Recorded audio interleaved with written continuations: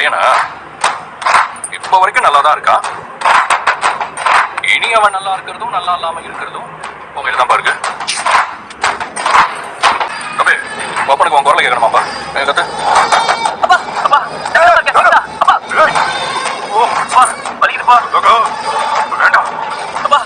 நான் தான் சொல்றேன்ல, நான் சொன்னதை செஞ்சீங்கன்னா உன் பையன் இங்க எப்படி கூட்டிட்டு வந்தோமோ அப்படியே உன் கையில ஒப்படைச்சிடணும்.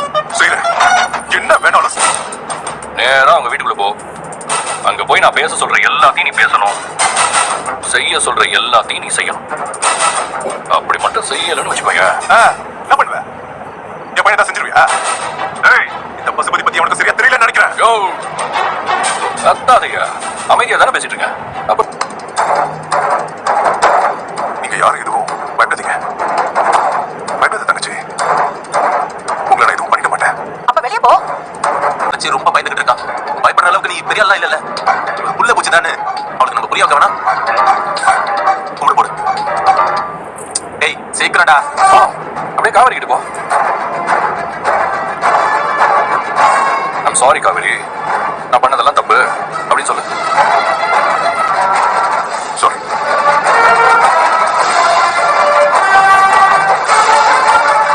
சகல ஒரு நிமிஷம் கொடுங்களேன். ஏன் பக்கத்துக்கு நான் ஏதாவது பேசிக்கிறேன். கண்டிப்பா.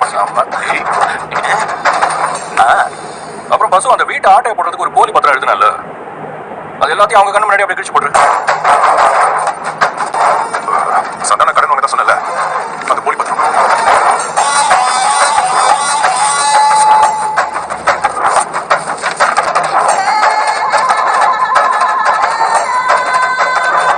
இது உன் வீட்டோட ஒரிஜினல் பத்திரம். அன்னைக்கு கொடைக்கானல்ல உன் வீட்டை காலி பண்ணும். இனிமே அந்த வீடு உங்களோட. அந்த வீடுக்கும் எனக்கும் இனிமே எந்த சம்பந்தமும் இல்லை. நாடகம் எல்லாம் இல்லம்மா, நிஜமாவே வீட்டை நம்ம கிட்ட ஒப்படைக்கிறதுக்கு தான் சார் வந்திருக்காரு. அப்படி ஒப்படைக்கலன்னா இழப்பு ஜாஸ்தின்னு சாருக்கு தெரியும் இல்ல சார்?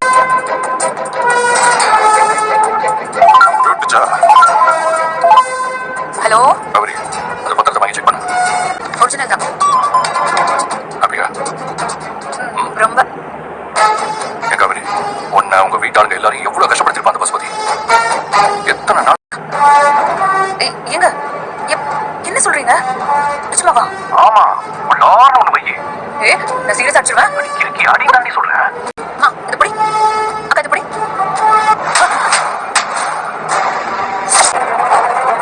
அவனை தொலைச்சிருவேன். ஒரு வார்த்தை பேசாம